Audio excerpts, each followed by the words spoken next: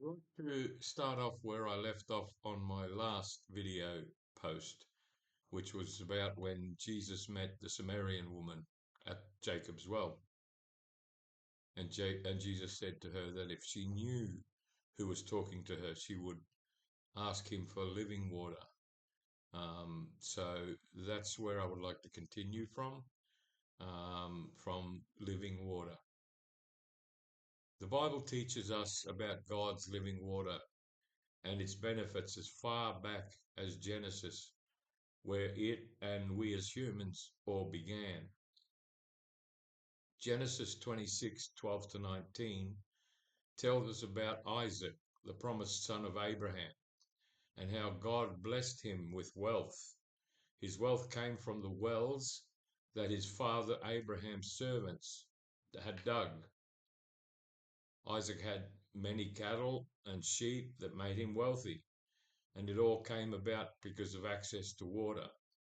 I mentioned in my last post that I've lived most of my life in Australia, and water there, if there's no water, the cattle, the sheep, they all die. So they need access to water, just like we do as human beings, both for our natural water and God's living water, the spiritual water.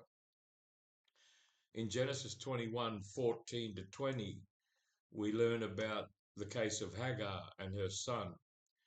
Now, Abraham had sent Hagar away, and according to Genesis, Hagar was Sarah's Egyptian handmaiden who bore Abraham's first son, Ishmael, at age 86 because Sarah was barren. And once she had Ishmael, then Sarah became very animostic towards her, and what ended up happening was that she was sent away, given some food and that, and sent into the desert. When Hagar was in the desert with a son Ishmael, they'd run out of water, there was no water. She placed Ishmael under a bush and moved further away as she didn't want to see her son die of thirst. Now, who among us as parents would ever want to see that? And that's why Hagar moved away. And just then an angel appeared and said, "Fear not, for God has heard the cries of young Ishmael." And following this, God opened Hagar's eyes to see a well, which saved their lives naturally, that they were able to drink from the well. In 2 Samuel 17:18, it tells us the story of King David's servants who were being pursued by the enemy, and they hid in a well for safety. So wells, God's wells, also provide us with safety. As I move through these scriptures, an image starts to appear as to the many blessings given to us through the ages from God's wells and his living water. In 2 Kings 18:31, we read about how Satan offers his own wells to us. The Assyrian official Rabshakeh urges the people of Israel to ignore King Hezekiah and surrender.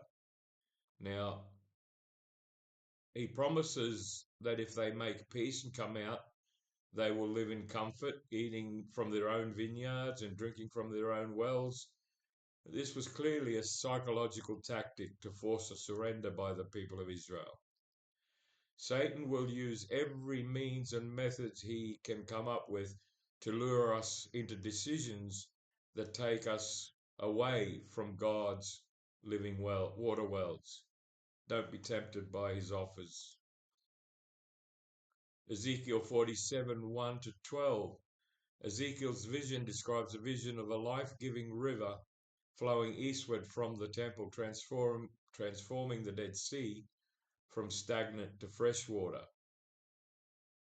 As the water flows, it deepens and brings life, enabling vast fish populations and lush, fruitful trees on its banks that provide constant food and healing.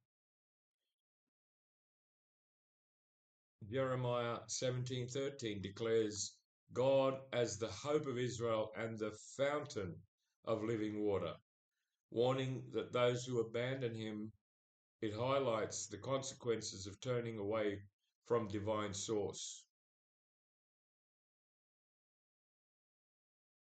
Recap: God blessed Isaac with wealth.